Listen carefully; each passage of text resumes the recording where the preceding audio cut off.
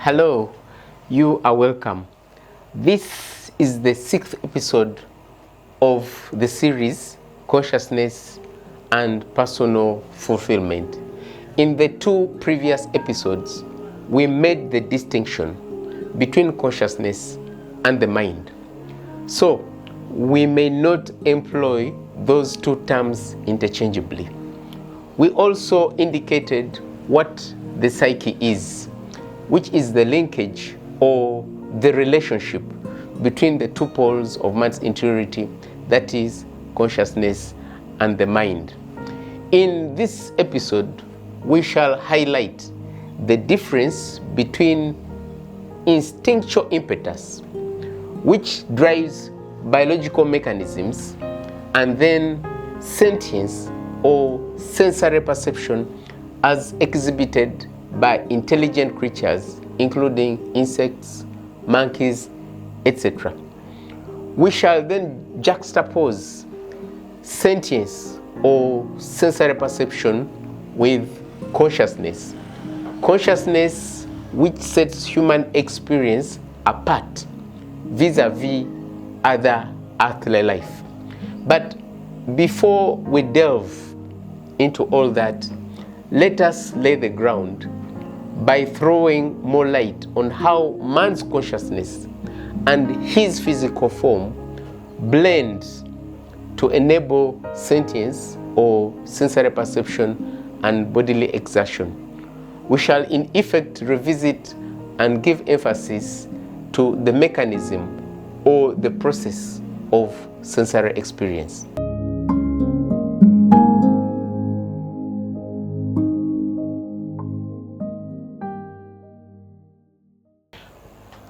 I was seated at dinner with a couple of cousins when suddenly one of them excitedly said, "I have just had a brainwave." "What is a brainwave?" I asked. "An idea," she answered. I had not known then that a brainwave also meant an idea. However, in a flash of insight, it occurred to me that consciousness exerts upon the mind in a wave-like manner. It also dawned on me that while consciousness is actuality distinct from man's physical form, the 2 realities become a cross-stitch because of their shared or mutual attributes. Picture this. Initially, a room is lit with a dim light. Let's call it beta. Then a brighter light, alpha, is switched on upon the same wall next to beta.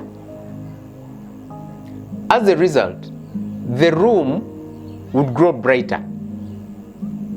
If you looked at the opposite wall, it would be lit evenly. You would not tell apart which portion of the lit patch proceeded from either bulb alpha or bulb beta. If we take the light rays from beta to represent our bodies and the light from alpha to be the radiance of consciousness, we would grasp the sense in which the 2 realities blend. Along with the above analogy, consider Brian Greene's observation from his book, The Elegant Universe.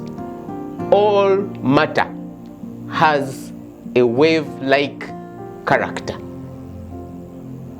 Now, if we additionally grasp that light is a wave, we would readily appreciate that consciousness radiates into and syncs with our physical form in a wave-like manner. So, because of their shared discrete attribute, that is, the wave-like character of these bona fide realities, the 2 domains cohere and pulse as one entity. Or let's put it this way: the dual character of matter, that is, being capable of particle-like as well as wave-like attributes, makes possible the intimate interconnection with consciousness, which, because of its dimensionless quality, synchronizes with man's physical form. The mutual or shared fluidity of the two realities makes for a unified field. The two realities vibrate or pulse as one. It merits mention here that the wave-like nature of matter is so exceedingly infinitesimal that, again I quote from Brian Greene's book, The Elegant Universe, it becomes directly apparent only upon careful microscopic investigation. The wave-like nature of matter is so exceedingly infinitesimal that it becomes directly apparent upon careful microscopic investigation. It is for that reason I submit that the wave state of our physical form is not ordinarily apparent. We may as well appreciate from the duality described above that when one or both of these realities, that is, consciousness or the body, fluctuate out of their regular pulse or shared rhythm, the two lose their harmonious flow, with the resultant dissonance presenting as physical or psychological unease. Moreover, the intimate connection between consciousness and man's physical form explains why our reaction to certain physical experiences, such as a pungent smell, a burn, or pinprick, is invariably spontaneous. In a nutshell, it is the shared attributes of man's consciousness and his physical body that facilitate the psychophysical dynamic, enabling us to grasp sensory realities.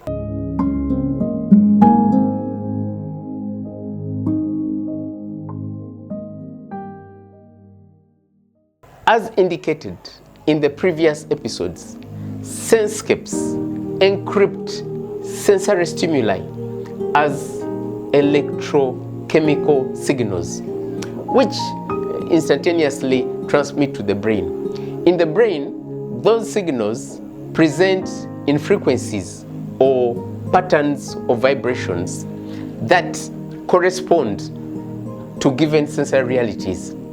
When the brain decrypts the signals or patterns of vibrations, the given sensory realities stream or display in the mind, albeit in a graphic, virtualized format. Let's encapsulate the aforementioned sensory mechanism with two examples and then expound on man's psychophysical formation. First, there is the mechanism of the eye in relation to man's sight. The physical stimuli, light rays in this case, sieve through the photoreceptors or light-sensitive nerve cells, which present in the brain in a pattern of vibrations that correspond to the given sensory reality. Then the cognitive lens within deciphers the image or impression of whatever materializes in the mind. Another snapshot of man's psychophysical dynamic is the issuance of exteriorly audible voice and the capture of that sound by the ear. The intention to speak or verbalize something morphs into the corresponding brainwaves, which then transform into a materially audible form via the vocal cords. The auditory system captures audible voice or any other sound for that matter and relays it to the brain in a pattern of vibrations that is decrypted to display in the mind in a palpable, virtualized format. The psychophysical dynamics presented here underlie the vast and versatile nature of man's mind, which is consciousness rhyming with so-called matter at the virtual mental plane. All the sensescapes, including the receptors in the skin, the olfactory or smell receptors, and the taste buds, function in a synchronized manner and accordingly display in the mind a rounded portrait of our sensory perceptions. In that way, the individual is wholly immersed in the stream of the surrounding sensory realities. Thinker James Christian, in his book Philosophy, An Introduction to the Art of Wondering, denotes our senses as transducers that, and I quote, convert one form of energy into another. To that observation, I add that such conversion, in effect, enables sensation to be relayed and displayed in the mind as mental images or virtual impressions. The cognitive lens within deciphers or accords meaning to whatever displays in the mind. It is by this psychophysical formation wherein the flesh performs as the conduit for physical sentience that the human element attributes meaning or value to sensory perception. When I, for example, undertake an experiment in a laboratory using test tubes and a Bunsen burner, I, the experimenter, discern the color, smell, and physical changes that occur. The elements or substances are not aware of whatever is taking place. Similarly, our physiological or biological processes are not aware of themselves per se. When we appreciate smooth or rugged beauty, or a lovely combination of colors such as those of a rainbow, it isn't the chemical processes in the brain that attribute meaning or value to the sensory perceptions. Rather, it is consciousness as one with the physical form that discerns their significance. In view of the foregoing, when people raise their voices in song and are wrapped in a wave of passion, or when two people embrace warmly, such would not simply be biological or chemical reactions or some measurable linear codes. It would be the expression of the entire soul, which is consciousness as one with the physical form.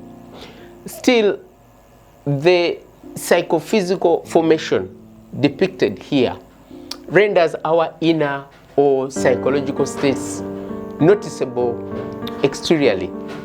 For example, facial expression or body posture may reveal one's feelings or attitudes, such as fear, worry, calm, or warmth. And in the same way that inner turmoil translates into physical discomfort, physical unease also weighs down one's interiority.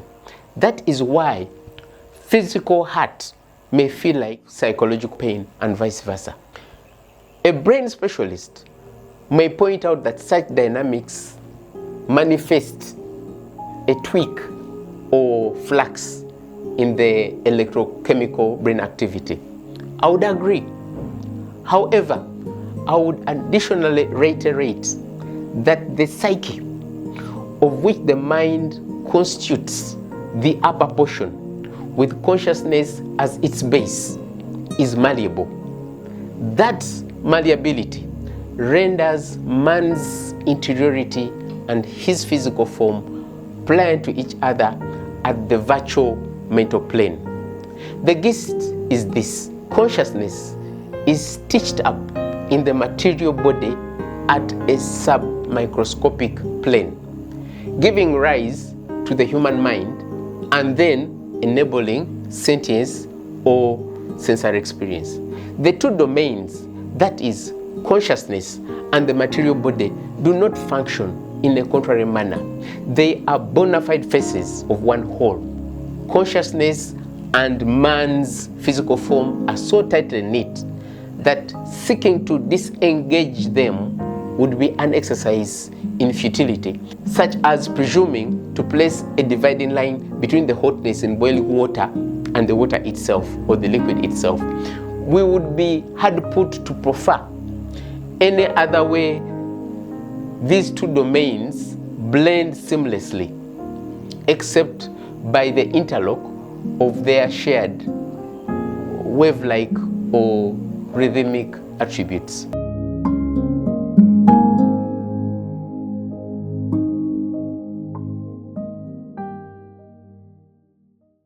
We have noted variously above that not all power is energy in the material or physical sense. Let's additionally observe that not all life is consciousness. And while, as indicated above, consciousness transcends space and time, man's physical form is an earthen vessel that fits him in the physical environment or nature. On one level, the foregoing points to the need to esteem the physical environment, since its wholesome state, including the health of the soils and the organisms or microbes therein, enables man's biological sustenance and physical well-being. That in turn supports the harmonious linkage of man's form and his essence. At another level, it begs the question of man's place or station vis-a-vis other earthly life forms. All earthly life is housed or embodied in the physical elements.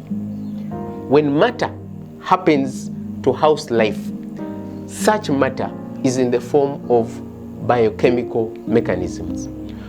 For sentient creatures, that constitutes flesh or tissue. That flesh bears the sort of plasticity which facilitates interaction with the physical environment for nourishment. To that backdrop, let's here add that DNA holds the genetic information underlying the uniqueness of each organism or species, as well as instructions for the building of proteins that enable the vital functions of the organism, such as the development and maintenance of tissue. Furthermore, science spells out the characteristics of living things, which include respiration, growth, reproduction, etc.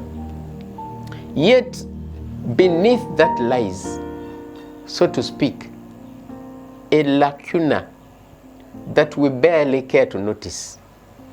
While science points to the characteristics of living things, as well as the chemical or biological underpinnings of those characteristics, science does not indicate what life is. Here is my answer regarding the said lacuna. Life is spirit.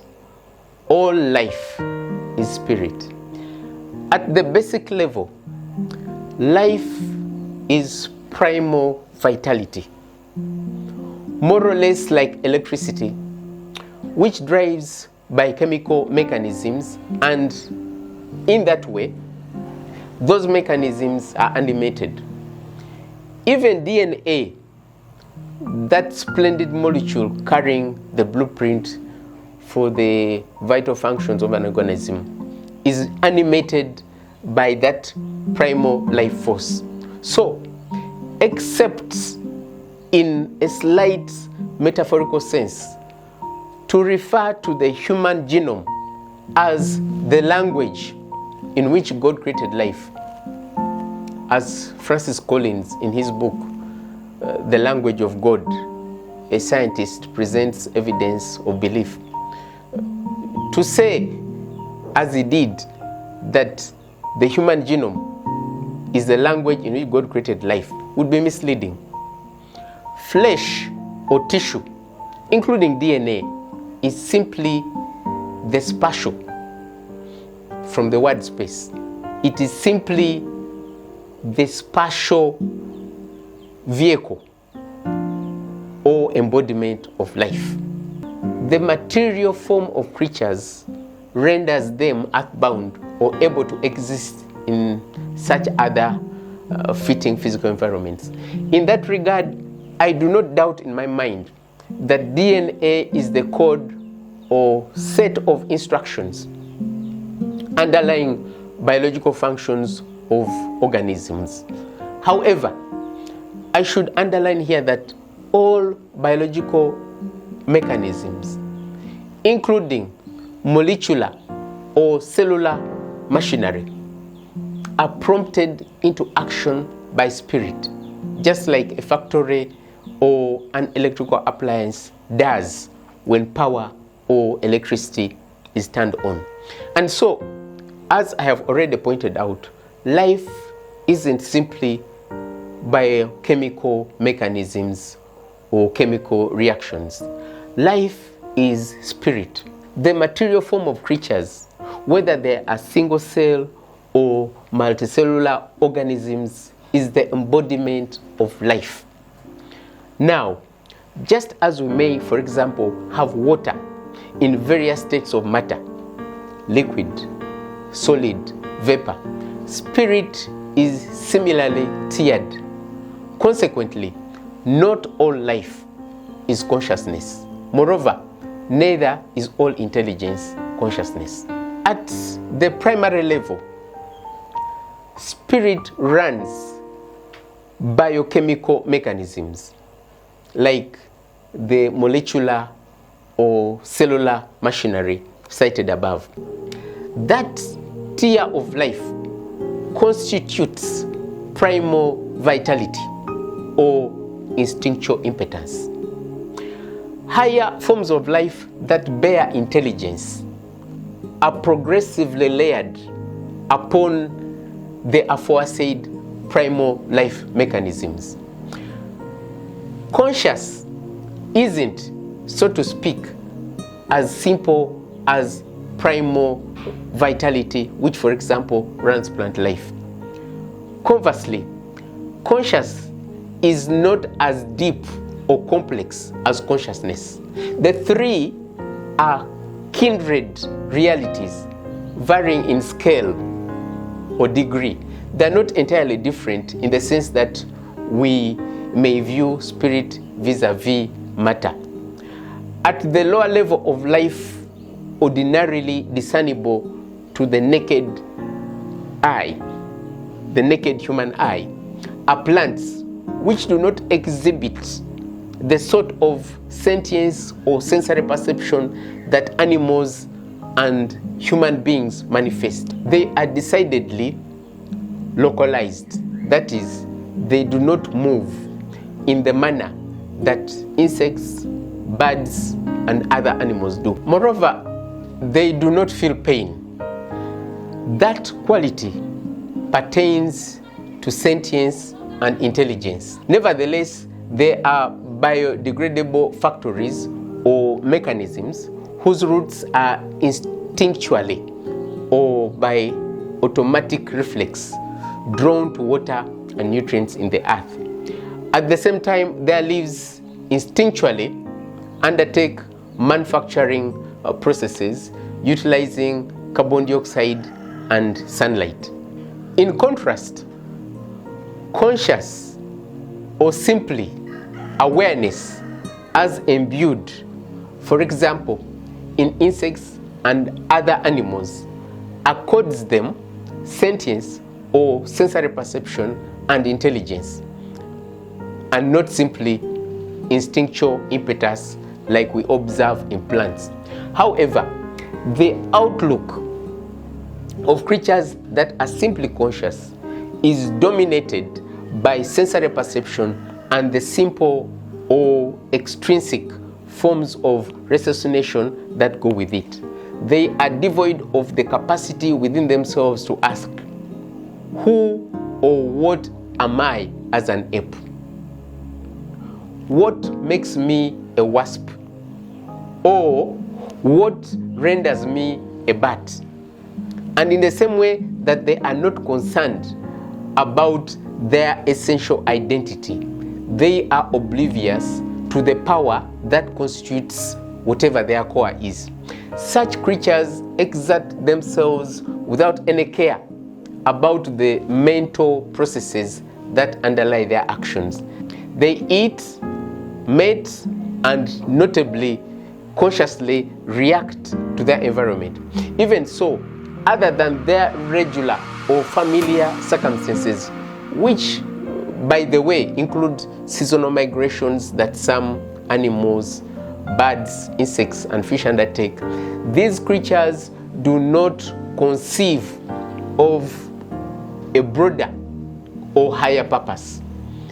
Accordingly, creatures that are simply conscious can hardly trace their history or their development as a species, and they are barely bothered about the meaning of life or death. Such matters do not occur in their minds, and of course, they are not offended by the just concluded observation.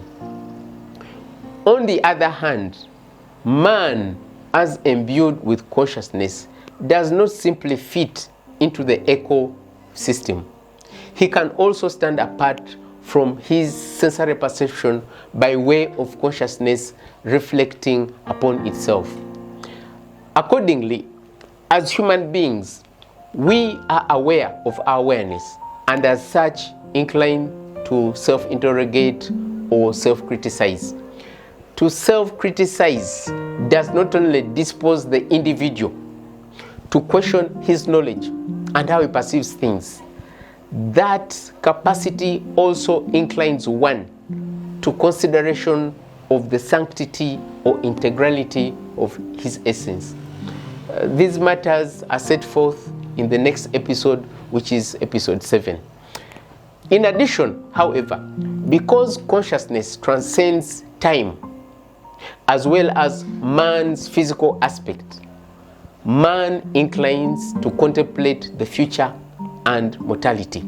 Therefore, if a person's outlook were limited to bodily instincts or impulses and sensory perception, along with the associated simple forms of raciocination, it would signify a woefully inadequate view of his own humanity as well as the humanity of others.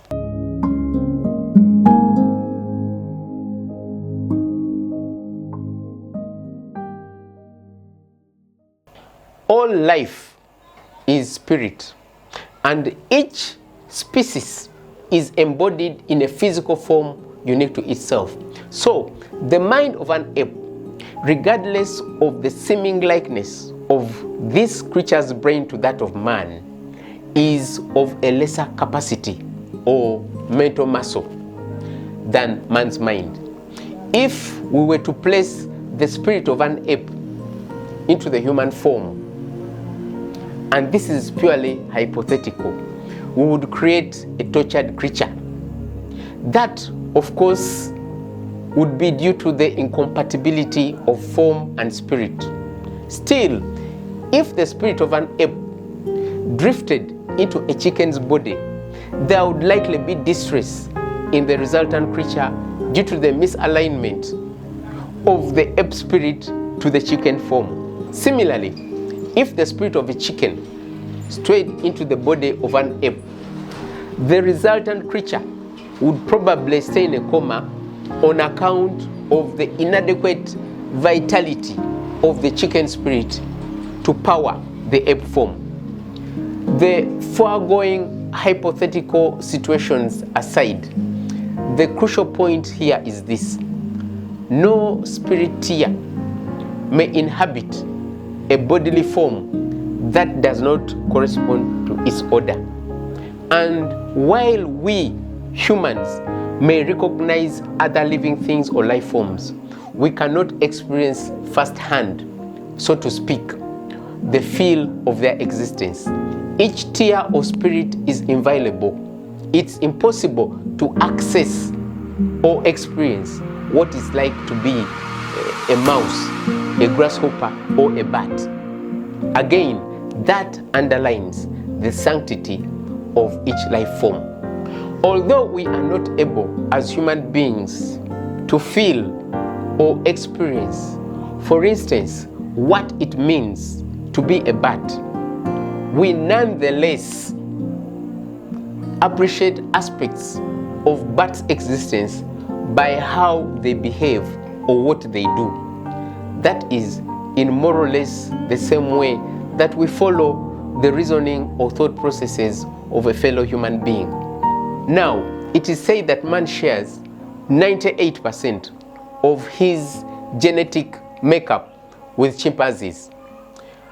However, even if we carry a semblance of genes with other life forms, including the aforementioned cousins of man, the apes, other than shedding some light on our shared remote ancestry, as well as underlining the fact that we live in the same ecosystem, and other than such resemblance of genes divulging some clues to bodily dysfunction or possible cure, that similarity or dissimilarity of genes cannot grant us access to our unique identity as humans.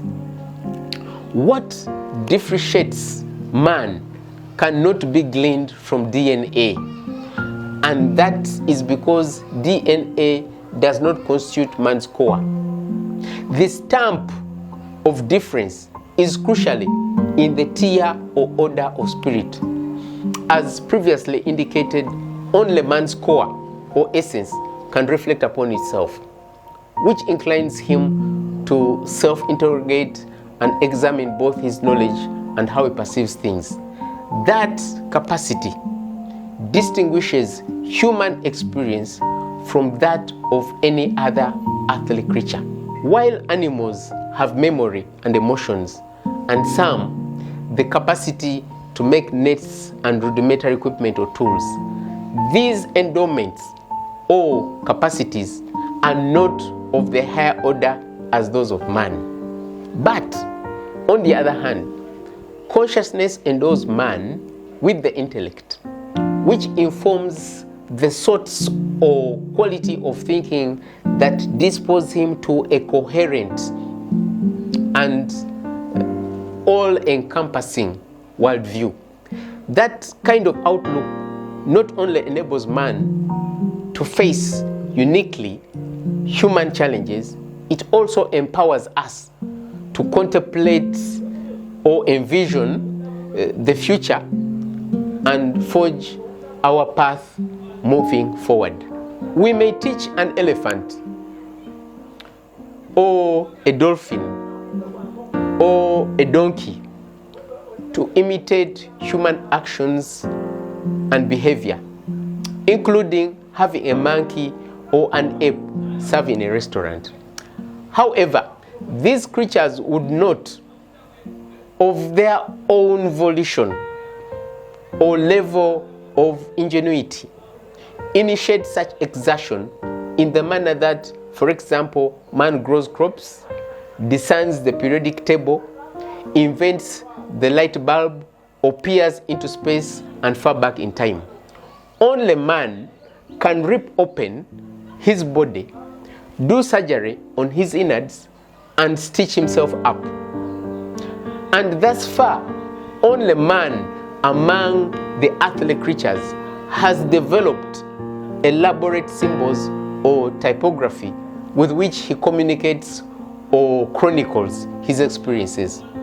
Now, when some of the lower creatures interface with man over a prolonged period, given mental or psychological attributes seem to magnify or become more conspicuous in those creatures. Nevertheless, aspects such as the exertion of the intellect, which includes moral sensibility, do not initiate or manifest robustly in those creatures as they do in man. Even though exhibiting a manner of communication somewhat decipherable to man, the ape cannot stand apart from his existence and declare, I exist. Its existence or non-existence does not arise in its mind. Apes cannot relate their experiences or meaning of their existence at the level that man does. Crudely put, their mental faculty is as basic as their language or manner of communication. They mostly enjoy fruit or leaves, take pleasure in fair weather, and experience pain due to the passing of one of their number. But again, what distinguishes man in these matters is his capacity to have an explicit sense of his inner workings and critique them in relation to whatever exteriority he experiences.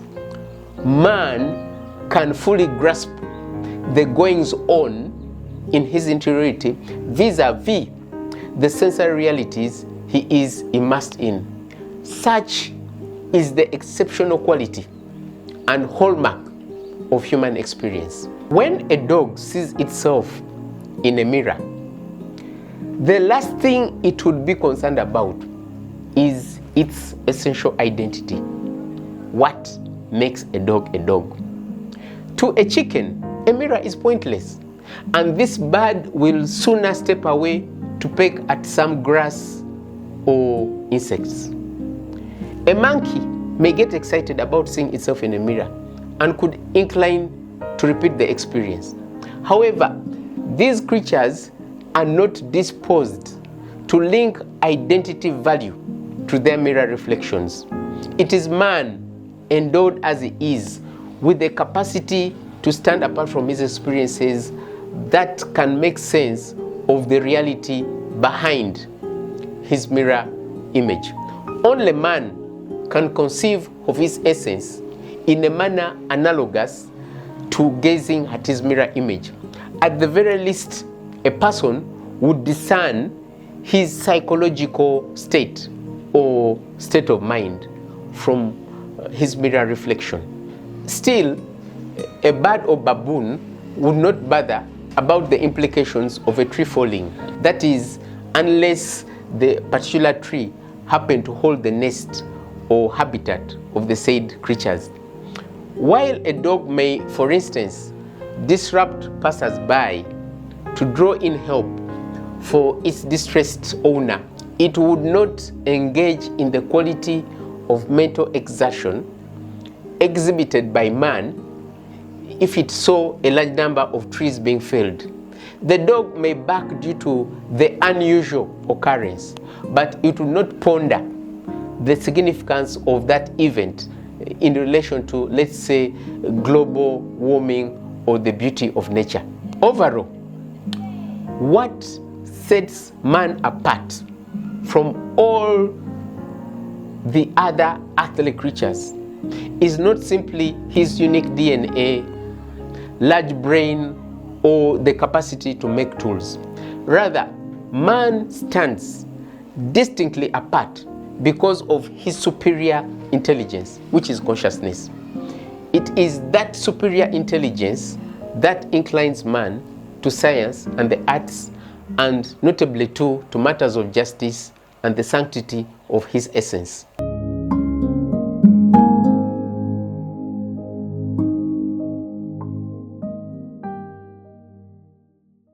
In conclusion to this episode, let's recap a number of vital distinctions covered so far. Whereas all life is spirit, not all life is intelligence. Notably, there is a marked difference between consciousness and sentience. Sentience, or sensory perception, is the capacity of a creature to experience its surroundings and consciously, not just instinctually react to that environment. Now, unlike other earthly creatures, man is capable of much more than just sentience. Man can grasp his essence as well as uphold its integrality. Besides, while each animal, insect or plant has individuality, the uniqueness that distinguishes it from all others of its kind, such individuality may not be mistaken for persona. Persona is the uniqueness of the individual human, and that differentiation pertains to consciousness, which is a tier of spirit or life higher than plants and animals. Creatures such as apes, birds, aquatic animals, etc., have bodies corresponding to their brains in which materializes a mind, however simple. And just as consciousness is woven into the fabric of the human form, so is spirit at its basic, as well as conscious, imbued into plant and animal forms, respectively. As such, if we talked of plant consciousness or animal consciousness, we wouldn't be speaking with exactitude. We noted in episode 3 that man's essential volition constitutes being, which, as to way, renders people human beings. Hence, though animals lower than man are sentient, it would be inaccurate to refer to them as sentient beings. And so, while all life is spirit, it is man who is substantively a soul, and that is because of the imbuement of his physical form with consciousness or the human spirit. The foregoing underlines that man's form derives its sanctity from consciousness, which renders him a soul or a human being. We shall take it up from here at the next episode.